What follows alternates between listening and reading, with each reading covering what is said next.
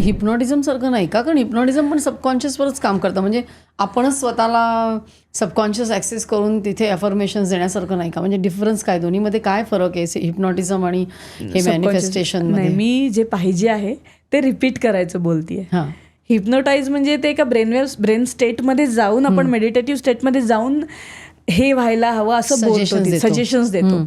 इथे मी म्हणते तुम्ही फक्त होपोनोपोनो म्हणा, त्याने तुमच्यामध्ये ॲक्सेप्टन्स येतो गोष्टींचा.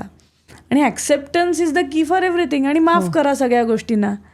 आयुष्यामध्ये लोक रोज काहीतरी होतं, सगळ्यांना माफ करायची जेव्हा आपल्यामध्ये शक्ती येते ना, आपण नेक्स्ट लेवलला जातो. म्हणजे आपण या मायेमध्ये अडकतच नाही, चेतनेला हे नेक्स्ट लेवलला जातं. चेतनेशी आपण कनेक्ट व्हायला लागतो आपल्यातल्या.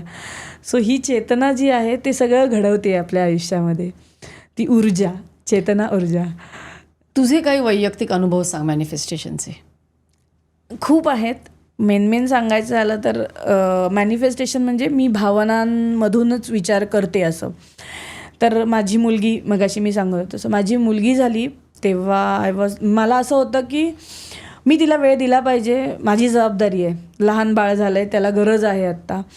आणि मग बाकी कोणाची अशीच मतं नव्हती की तू जॉब करतेस तर जॉबसाठी गेली पाहिजे 6 महिन्यात, 6 months इज मॅटर्निटी लिव्ह. तर असं सगळ्यांचं मत होतं. पण माझ्या बॅक ऑफ द माइंड हे चालू होतं, नाही मला तिला वेळ द्यायचा आहे, काहीतरी होऊ दे पण मला ते करायचं, म्हणजे असं झालं पाहिजे. मी मनापासून तिचं सगळं करत होते. आणि literally out of nowhere corona आला होता तेव्हा. म्हणजे 6 महिन्याची झाली, ज्या दिवशी माझी मॅटर्निटी संपली त्या दिवशी लॉकडाऊन होता. मला माहिती होतं का? काहीच माहिती नव्हतं. पण लॉकडाऊन माझ्या मॅटर्निटीच्या संपण्याच्या दिवशी सुरू झाला. आणि पुढे 6 महिने माझी फ्री गेले. का तर प्रोजेक्टची रिक्वायरमेंट होती की त्यांना मला परत घेता येत नाही त्याच प्रोजेक्टमध्ये. पण आता कोरोना आल्यामुळे त्यांना ठेवावं लागत होतं, म्हणून त्यांना बेंचवर ठेवावं लागलं. 6 महिन्याचं 1 वर्ष ठेवायला लागलं. That was a free salary for me. आणि well known organization in the India असं म्हणेन मी. सो त्यानंतर 1 वर्षानंतर मला त्यांनी प्रोजेक्टमध्ये घ्यायचं म्हटले. तेव्हाही मला आता काही येत नाही आहे, त्यामुळे मी अभ्यास करायला तयार आहे, जे द्याल ते मी करू शकते, ही गॅरंटी माझी होती. पण इंटरव्ह्यूपेक्षा तुम्ही माझा एक्सपिरियन्स बघा असं म्हणत होते. तर त्यांनी लिटरली फोन केला, काय काय केलं आहे हे विचारलं, इंट्रोडक्शन घेतलं आणि इंडक्ट केलं मला. माझ्या डोक्यात काय चाललं होतं, मला असंच घ्या प्रोजेक्टमध्ये, मी काम काही करू शकते. लिटरली तसं झालं. आणि मी मग तो 3.5 वर्षाची होईपर्यंत ती जॉब केला. 1.5 वर्ष वगैरे मला पुढे करायला लागलं ते, म्हणजे मी केला बेसिकली. आणि त्यानंतर मात्र मी कोचिंगमध्येच आले. म्हणजे जॉब 2022मध्ये सोडला. त्यानंतर मी दुबईमध्ये गेले. तिथे अचानकपणे वेळ होता म्हणून पुस्तक लिहिलं आणि कोचिंग सुरू केलं. कुठलं पुस्तक लिहिलं? The new you within you असं पुस्तकाचं नाव आहे. तुमच्यातली नवीन तुम्ही, ओके, असं मराठीमध्ये पण आहे. हे ईबुक आहे, ॲमेझॉनवर अवेलेबल आहे. पण मी माझ्यामध्ये जे बदल बघितले, हे मी करू शकते ते सगळेच करू शकतात. कारण मी एकदम लाजरी बुजरी, भीती असणारी, कुठेही बोलू न शकणारी आणि सगळ्यात मागे राहणारी होते. म्हणजे हुशार होते पण मागे, म्हणजे भीतीनेच मागे राहणं असं होतं. सो आताचा माझ्यातला बदल हे माझ्या शाळेतले सगळे किंवा आधी मला जाणणारे सगळे लोक बघून अवाक होतात, असं होऊ शकतं, हे त्यांनी स्वतः बघितलेलं आहे. सो हा मोठा बदल आहे. आणि तो मेडिटेशनमुळे झाला आहे मेनली, म्हणेन तर मी, की स्वतःच्या आत गेल्यामुळे झाला आहे. तू तर म्हणते ना स्वतःच्या आत, तर आपल्या सगळ्यांच्याच आतमध्ये ती एक शक्ती असते. असं म्हणतात ना की आपण आपली ब्रेन पॉवर फक्त 10% वापरतो, बाकीची वापरत नाही. मग ती आपण, त्या शक्तीला आपण जागृत करतो किंवा ती टॅप करतो आणि त्यामुळे हे मॅनिफेस्टेशन होतं का? म्हणजे सायंटिफिकली काय होतं? ओके, आता ह्याच्यामागचं क्वांटम फिजिक्स सांगायचं झालं तर ह्या जगात, कम्प्युटर इंजिनियर आहेस. हो ते आहेच. अगेन मी तेच म्हणते, माझा बायोलॉजी हा सगळ्यात वाईट विषय होता आणि मी त्याच्याचबद्दल हल्ली बोलते की इतकं सोपं झालं आहे माझ्यासाठी एनर्जी ह्याच्यामुळे, आणि क्वांटम फिजिक्सबद्दल सुद्धा. तर ह्या जगामध्ये, ब्रह्मांडामध्ये सगळं काही एनर्जी आहे. 0.01% मॅटर आहे. आणि तुम्ही जेव्हा काम करायला लागता तो मॅटरही एनर्जीमध्ये रूपांतर होतं.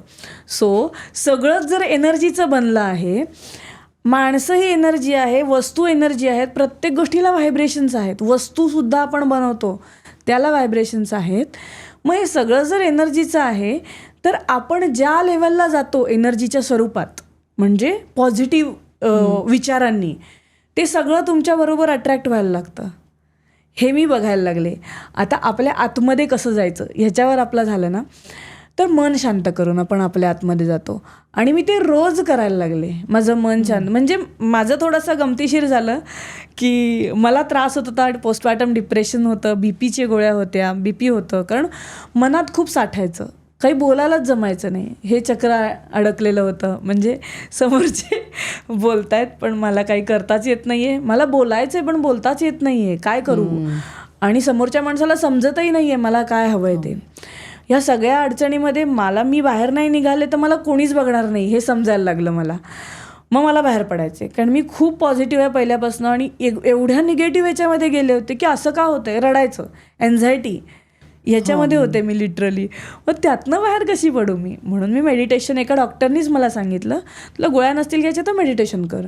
मी ते इतकं सिरियस घेतलं की दुसऱ्या दिवशी बसणं आणि पहिल्याच दिवशी मेडिटेशनमध्ये, आता सगळ्यांना होईल असं नाही पण आशीर्वाद आहेत असं म्हणेन, आईच्या घरातनं आहे असं म्हणेन, 45 मिनिटाचं मेडिटेशन केलं आणि पूर्ण एनर्जी फ्लो, म्हणजे गुजबम्स पूर्ण वेळ. आणि त्याच्यातनं जी मजा यायला लागली, म्हणजे ती मजा वाटत होती मला की अशी एनर्जी फ्लो होते आणि मी एकदम अशी निगेटिव्हिटी बाहेर गेली आहे माझ्यातनं, हे मला जाणवलं त्या दिवशी. मग आता रोज करूया, उद्या काय, परवा काय, ते अशा ह्याच्यात मी 9 महिने केलं. ते चक्रा मेडिटेशन केलं मी 9 महिने. प्रत्येक चक्र ॲक्टिव्ह आहे त्या ह्यामुळे, आणि त्याच्यामुळे मग ते एनर्जी सेंटर्स म्हणतो आपण ना त्याला, मग सगळी एनर्जी सेंटर्स ॲक्टिव्ह झाल्यामुळे न बोलणारे मी बोलायला लागले. प्रत्येक गोष्टीचा प्रॉब्लेम सॉल्व्ह झाला. डिसिजन तर कधी घेताच येत नव्हतं, मी डिसिजन घेऊन दुबईला जाते 15 दिवस आधी नवऱ्याला सांगितलं. सो तो बदल होता. हे मला नंतर कळलं की ओके मी त्याच्यामुळे हे सगळं केलं आहे. मी फक्त पॅशनेट खूप आहे, काहीतरी करायचं याबद्दल. पण हे अशा प्रकारे आपल्या आतमध्ये शिरले मी. मग पहिले चक्रा होतं, मग त्याच्यात थीटा मेडिटेशन करायला लागले, मग वेगवेगळी मेडिटेशन्स व्हायला लागली, मग 3-3 ताससुद्धा मजा यायला लागली करायला.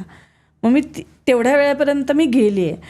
मग रोज स्वतःच्या आत जाऊन मग ते आपोआपच सगळ्या गोष्टी मला समजू लागल्या की ओके आता त्याचं सायंटिफिक एक्सप्लेनेशन मला आता मिळायला लागलं. ओके, इतकं विजडम आलं की सगळं काही खोटं आहे आणि मी तर त्या मायेच्या पोटी काहीतरी कुठे कुठे मागे लागते गोष्टींच्या.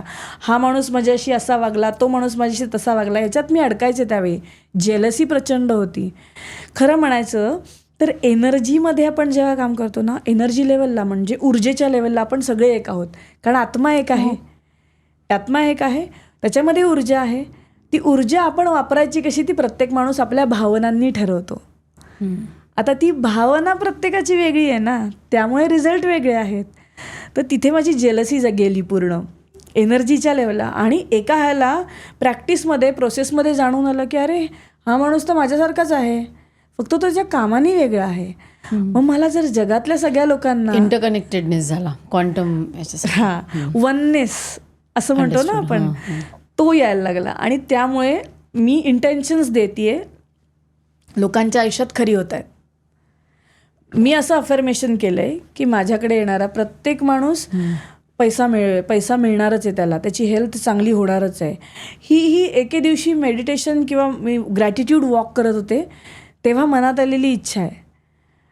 तर ती इच्छा मनात आली याचा अर्थ त्याच्याबद्दल काहीतरी केलं पाहिजे हे माझ्या डोक्यात आलं. मग त्या दृष्टीने प्रयत्न करायला सुरुवात केली आणि मी बघते आता की तसं होतंय.